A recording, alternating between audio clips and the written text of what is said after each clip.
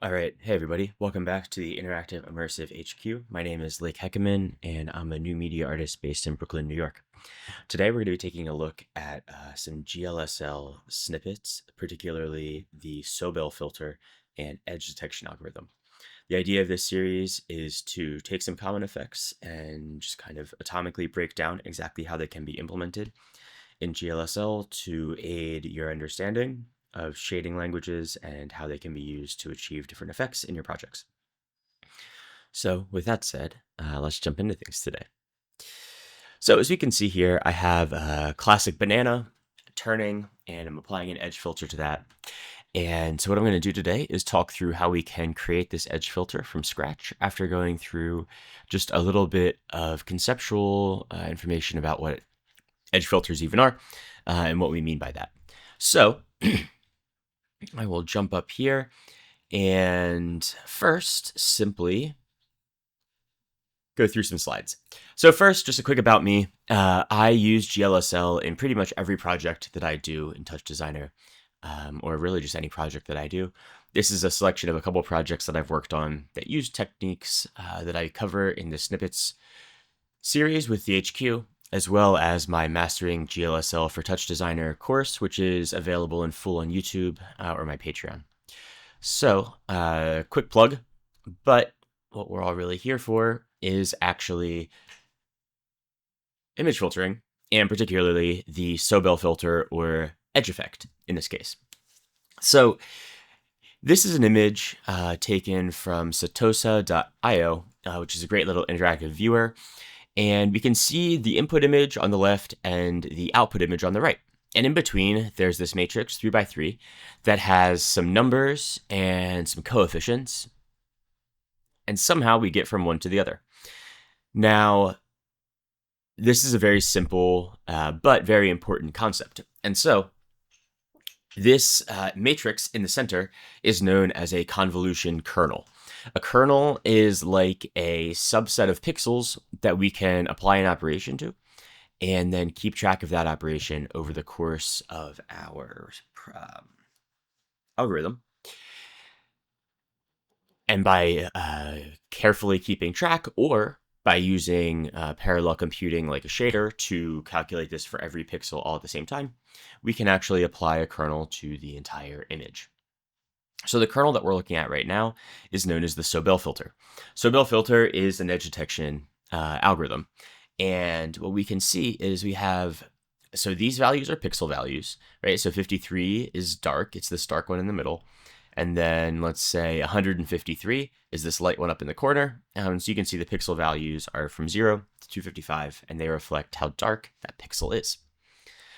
Now under here, we have coefficients. -1, 0, 1, -2, 0, 2, -1, 0, and 1. And so what we do to calculate the output of our filter is multiply these coefficients by the pixel value and add them all together. This is broad. This is not just a Sobel filter. This is really any filter, or sorry, any kernel is applied this way. And the coefficients determine kind of what effect the filter has and what the output is.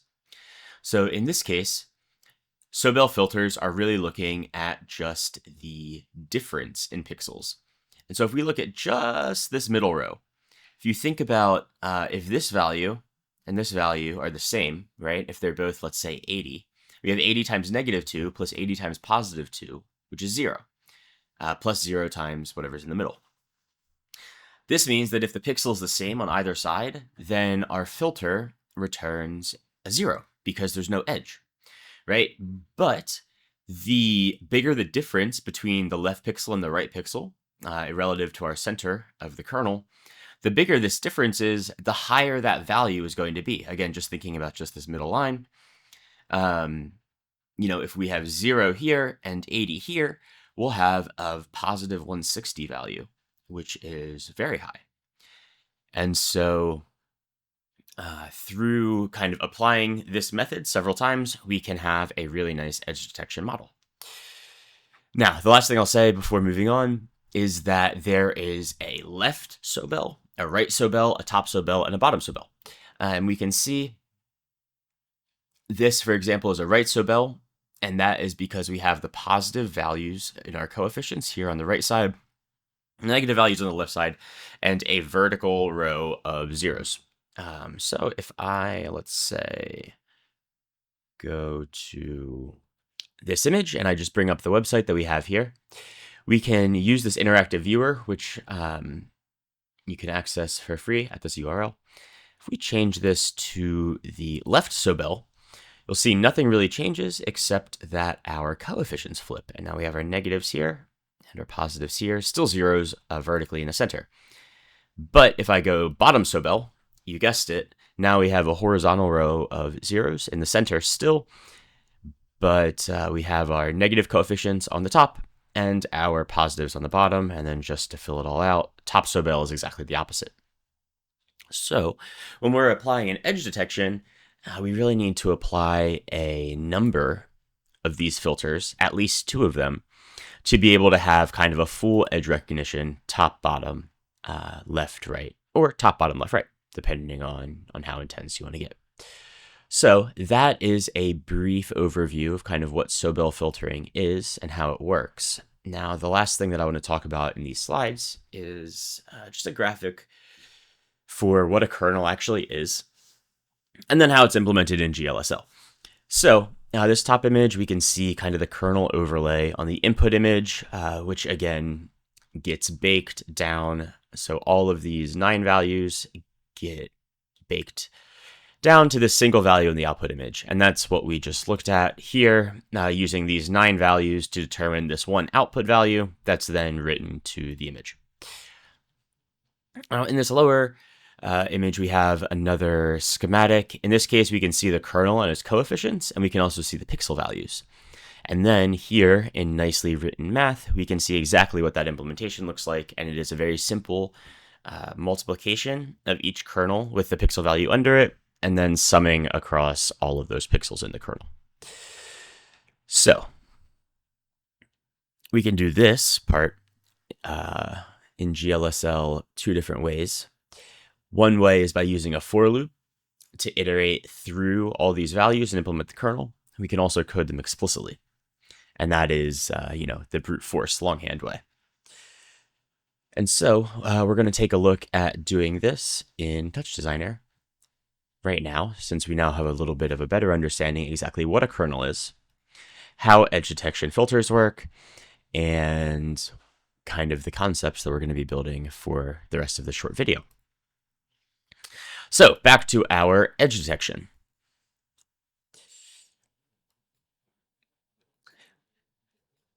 We are going to set up a shader, and that shader is going to take in multiple inputs, any input, apply edge detection to it,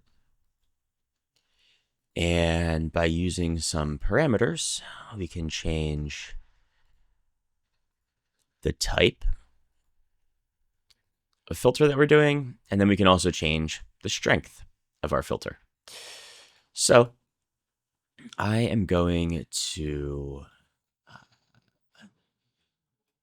use just this movie file in, which is in the TouchDesigner defaults.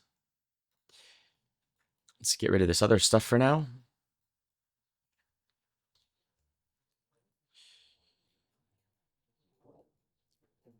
And then this shader, I will just simply recreate from scratch.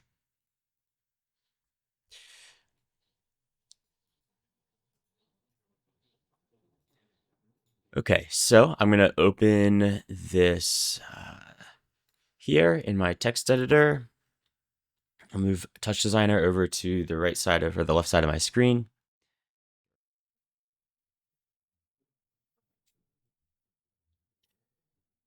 Okay, so we have a completely empty shader here. I'm going to drop down a movie file in. You can make this whatever. You can keep the banana. I'm going to change it to this Metler 2.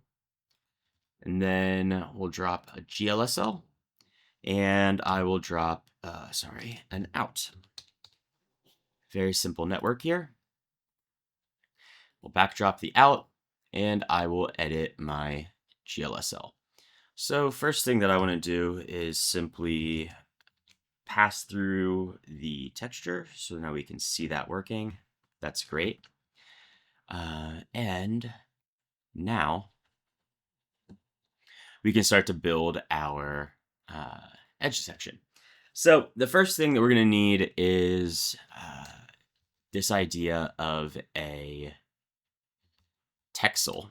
And we're going to use this to sample each of our neighbors, right, in our kernel. So we can set up a texel like this, utd output info.res.xy. And so this is a built-in uniform, td built-in uniform, showing 1 over width, 1 over height. So this is going to be like the width of our texel. We'll have another one called UV. That'll be vuv.st. And then I'm going to rename my color as current. And we'll use UV to look this up. Then I will pass my current out, and there we have it. Okay, so now we need to sample neighboring pixels to apply filter. So here, top left, and so for here we'll sample our texture, and this will be std 2d inputs 0, obviously. And here we'll say UV plus texel times vec2 minus 1 minus 1. And so, and then we'll do RGB.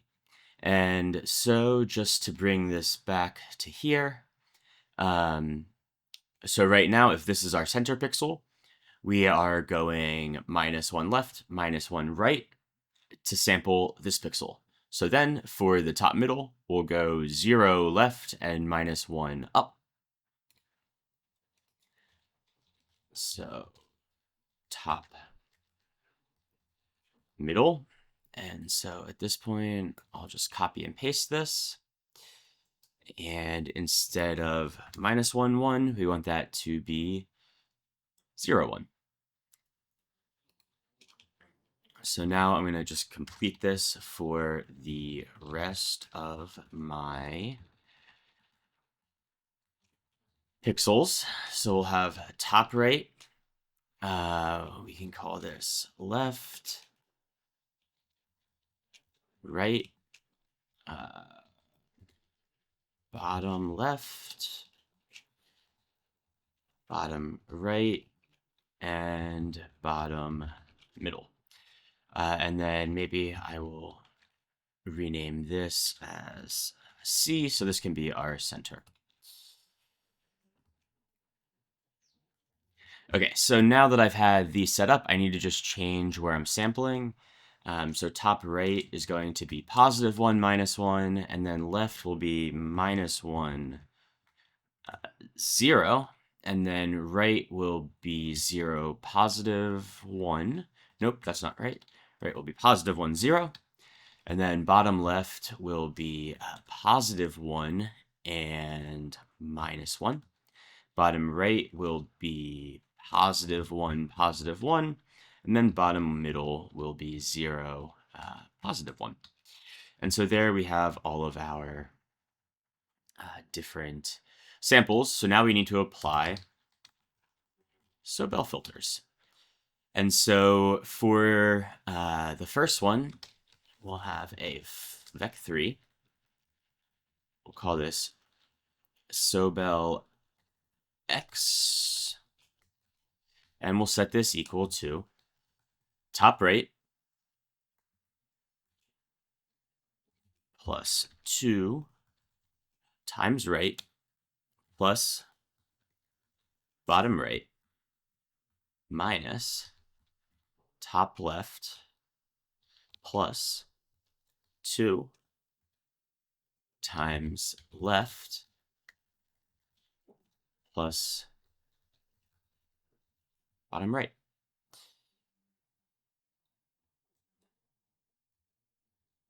And then let's see what is not.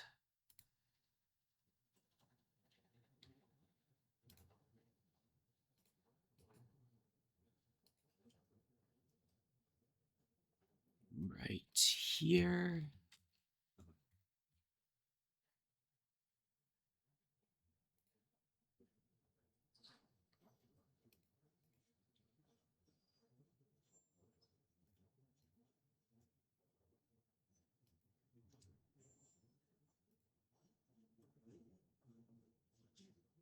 Oh, whoops. This should be, sorry about that.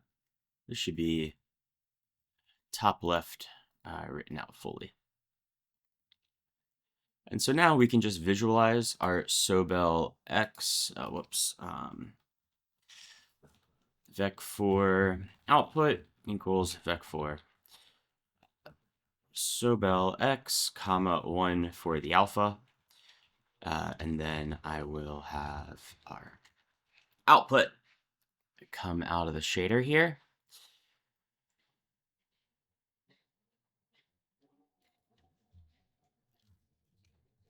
We'll name it output color, actually, just to make it a little bit more clear. And so now we can already see here that our Sobel filter is working a little bit.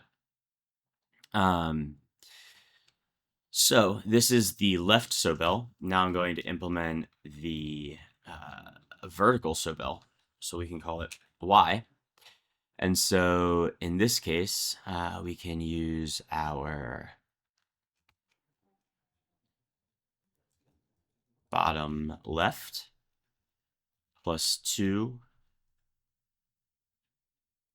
times bottom middle plus bottom right minus top left plus 2 times top middle plus top right. And again, just going back to here, the reason that we're doing the minus is because we have some negative coefficients here, and we have some zero coefficients. So I'm basically just using the minus to kind of implement those negative coefficients. This could, if we're trying to really exactly line up with our code, we could do something like this, but as you can see, it's a little bit different because we need to spread out the negatives. So anyway, this is a bit of a cleaner way to do it. And now we can calculate the edge from our Sobel. And we can use that by doing, we can do that by using a square root. And so we'll take the square root of our Sobel X times Sobel Y. Sorry, Sobel X times Sobel X plus Sobel Y times Sobel Y times U edge strength. And this will be a uniform that we add right now. Just like that. And now I can add my uniform here.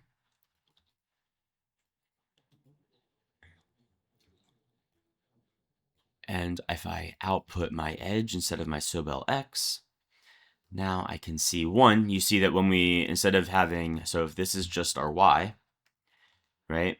And this is just our X.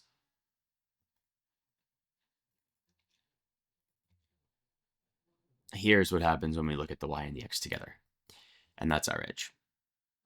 So there were a couple other things I mentioned that we were going to do.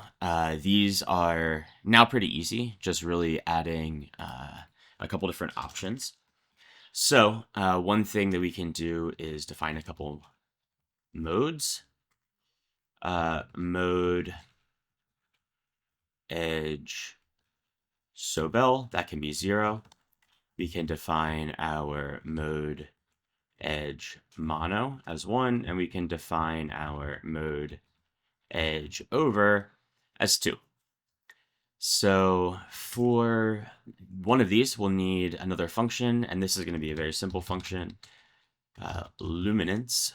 And luminance will take in a vec3 color, and it will return a luminance value, which is done with this dot product. Don't worry about the particulars of this function. You can just Google GLSL luminance function.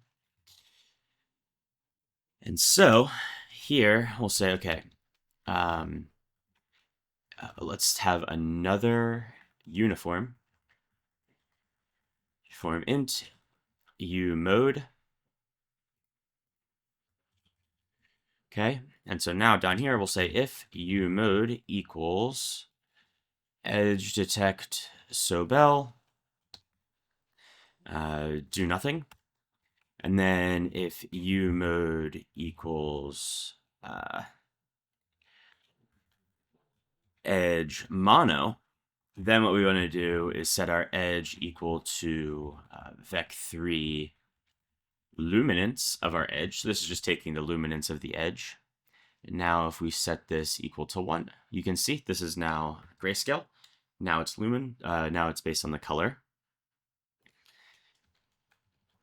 So this will be our default, do nothing. And then finally, if our mode is mode edge over, then what we want to do is have edge plus equals c.rgb. And so that is adding the current edge in there. And so now if we change this to 2, we can see we have our edge over the input.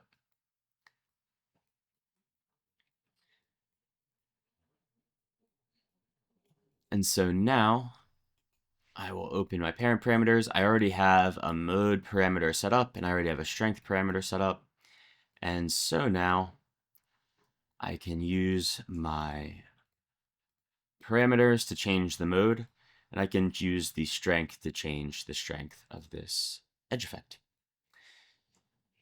So that is everything for the Sobel in TouchDesigner, recreating the edge effect. Hopefully this helps you understand a little bit more about image kernels, convolution kernels, what a Sobel filter is, and how you can recreate this edge effect and do some interesting things with it.